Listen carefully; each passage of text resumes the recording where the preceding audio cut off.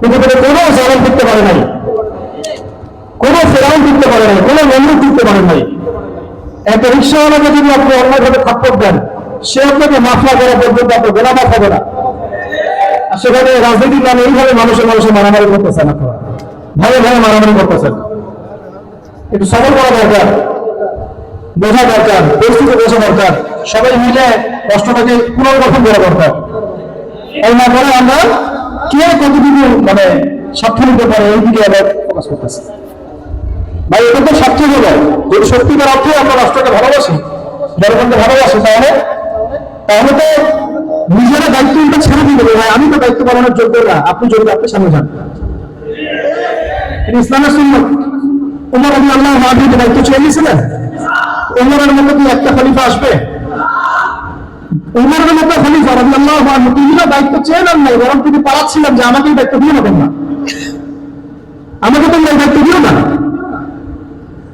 মানুষ বলছিল ইয়া আবু বকর, উমরকে যদি আপনি এই দায়িত্ব দেন, সেটা কঠোর মানুষ, খুব কঠিন মানুষ, রাগী মানুষ, যদি আমার রাষ্ট্র ক্ষমতায় গিয়ে রাগের বশবর্তী নিয়ে কোনো মানে 19 বিষয় আমি মনে করি আল্লাহ বলবেন না, দায়িত্বের জিম্মেদারি তাকে নরম বানাই দিবে। কেন রিজাল আমি মনে করি আল্লাহ সম্পর্কে বলা হয় তিনি মানুষকে ভালো করে চিনতেন, তার ভিতরে কি আছে। কেন রিজাল তিনি মানুষকে ভালো করে চিনতেন। ওমর রাদিয়াল্লাহু আনহু সেই শাসক হলেন, দায়িত্ব চেয়ে নিছেন। উসমান রাদিয়াল্লাহু আনহু দায়িত্ব চেয়ে নিছেন। বলেন এবার আবু বকর রাদিয়াল্লাহু আনহু তিনি বলেছেন আমাকে খলিফা বানাও, আলী আবু তালেব বলেছেন আমাকে খলিফা বানাও। আর আমরা ভাই আমার চরিত্র ফুলের মতো পবিত্র, ভাই এবার আপনার ভোটটা আমাকে দিয়ে, এই হলো আমাদের সুন্নাত। কোথায় এই সাহাবীদের সুন্নাত আর কোথায়? প্রত্যেকটা সমস্যার কথা বলতে বলতে শেষ হবে না। এখন করা হচ্ছে এটা রাসূলুল্লাহ সাল্লাল্লাহু আলাইহি ওয়াসাল্লামের সুন্নাত নয়।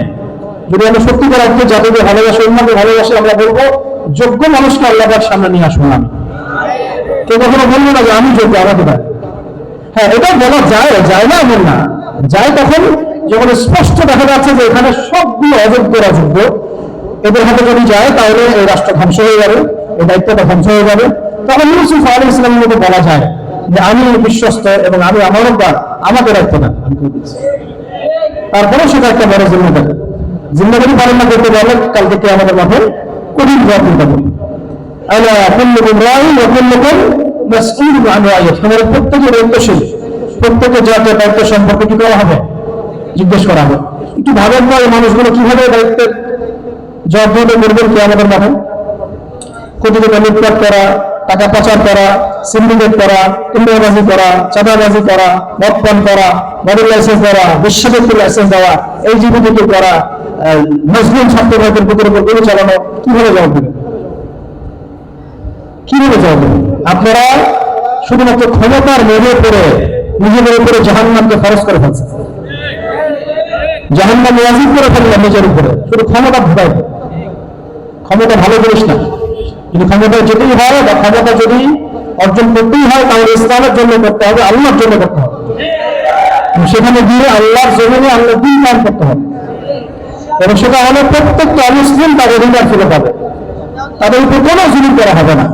বরং তাদের উপর যদি কেউ মানে সামান্য পরিমাণ জুলুম করে, সে যদি মুসলমানও হয়, সেই মুসলমানের হাত আমরা ভেঙে দেব। কোন অমুসলিমের উপরে কোনো জুলুম করার সুযোগ নেই।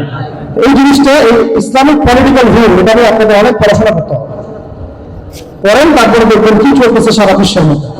এটা শুধু আমাদের দেশের সমস্যা না, এটা সারা বিশ্বের সমস্যা। পুরো বিশ্বের খোদা হয়ে গেছে এখন এই দাজ্জালীয় সভ্যতা, এই জাহেরিস্টরা আর এই জাতিসংঘ। এই প্রত্যেকটা দেশকে মানে নাচায়, কোথায় বসায় নাচায়, ওইভাবে সেই দেশ ওঠে বসে আর নাচে। আল্লাহর কসম করে বলতেছি ইনশাআল্লাহ সামনে একটা সময় আসবে যখন ইমাম মাহদী ঈসা ইবনে মারইয়াম তারা এসে এই পুরো বিশ্ব ব্যবস্থার যে দাজ্জালীয় সিস্টেমটাকে এটাকে সমূলে ধ্বংস করে দেবেন ইনশাআল্লাহ। তখন পৃথিবীর কোনো দেশ বাকি থাকবে না যেখানে আল্লাহর খেলাফা, আল্লাহ পাকের খেলাফা, আল্লাহর শরিয়া, আল্লাহ পাকের এই দ্বীন, কালিমা লা ইলাহা ইল্লাল্লাহ মুহাম্মাদুর রাসূলুল্লাহ, এটা কায়েম হবে না, এমন কোনো দেশ বাকি থাকবে না ইনশাআল্লাহ। তো এটা ইনশাআল্লাহ আগেকার যেমন ভাবে আমরা এই দাওয়াত পেয়েছি সেইভাবে এখন আমরা সামনে আগাই, আল্লাহ পাক তৌফিক দান করেন। একটু দরদের সাথে বলতে হবে